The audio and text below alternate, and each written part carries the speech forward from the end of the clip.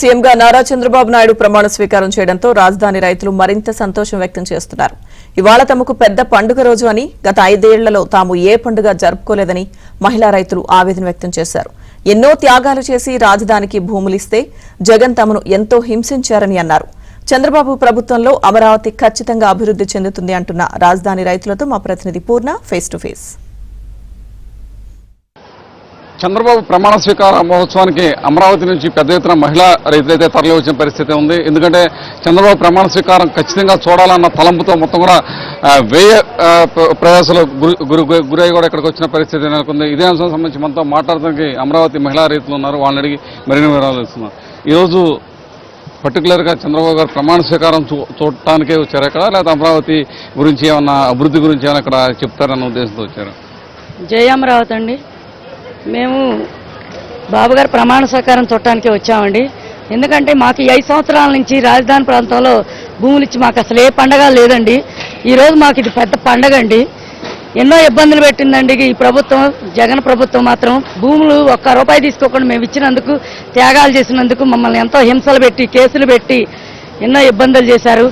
ఆ ఇబ్బందులన్నిటికీ ఈ రోజేనండి మాకు ప్రశాంతత కలిగింది. ఎన్నో నిద్రలు లేని రాత్రులు గడిపాం. ఈ రకంగా ఈ రాష్ట్రం అంతా అభివృద్ధి చెందింది.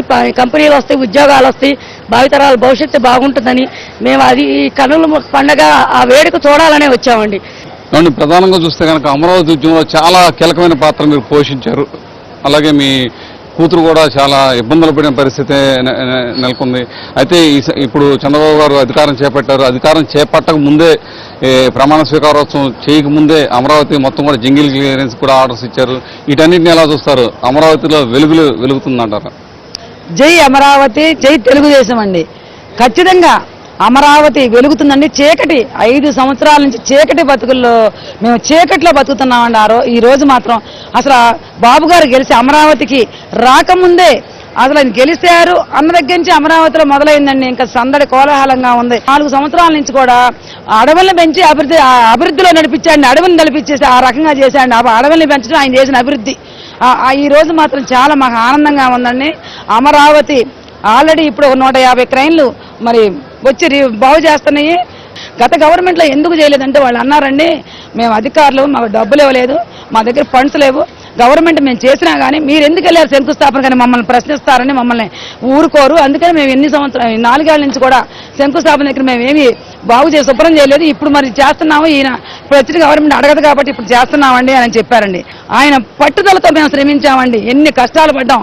నా కూతుర్ని కడుపు మీద గర్భిణితో ఉన్న పిల్లని కూడా చూడకుండా బూటి కాలుతో దొక్కించాడు జగన్మోహన్ రెడ్డి. న్యాయస్థానాలను నమ్ముకున్నాం, న్యాయదేవతలు పాలాభిషేకాలు చేశాం, పుట్టకి, చెట్టుకి, రాళ్ళకి, రప్పలకి ప్రతి చోట మొక్కున్నామండి. మన కష్టాలు తీరాలి, ఆంధ్రప్రదేశ్ని బాగు చేసే నాయకుడు కావాలి, రాజధాని లేని రాష్ట్రంగా ఉండకూడదు, రాజధాని నిర్మించాలి, అమరావతి రాజధానిగా ఉండాలి.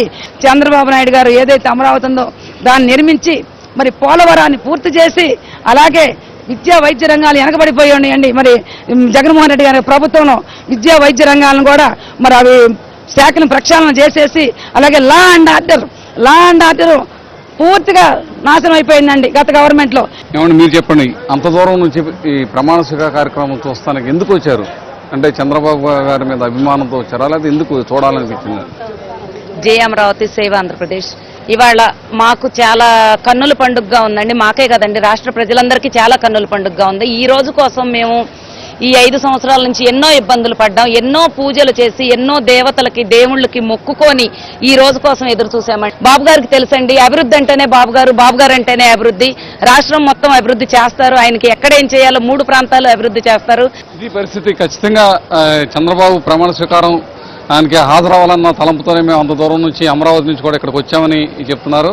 మొత్తం కూడా అమరావతి వెలుగులు కూడా వెలుగుతుంది. ఖచ్చితంగా అమరావతికి పూర్వవైభవం కంటే ఇంకెక్కువ వైభవం వచ్చిందని చెప్పి కూడా అమరావతి మహిళా రైతులు చెప్తున్న మనోగతం ఇది. వీడియో జర్నలిస్ట్ నాగరాజుతో పూర్ణ ఏబీ ఆంధ్రజ్యోతి.